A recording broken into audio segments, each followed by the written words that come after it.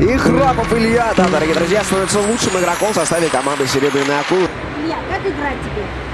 Хорошо. Тебе удалось забросить? Ну, А помнишь ты свою жизнь без хоккея?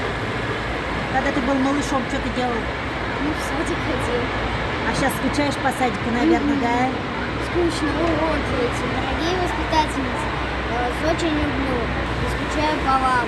Спасибо. А в школе как дела? Нормально. Какой у тебя любимый урок? Окружайка, ничего писать не надо. Ты рад, что тебя назначили как лучшего игрока? Да. Что ты почувствовал? Радость. Радость. Илья, мы тебя поздравляем. Классно сегодня играл, старался, молодец. Желаем тебе успехов и в школе, и в хоккее. Тренируйся, забивай, и будешь хорошим и известным хоккеистом. Спасибо.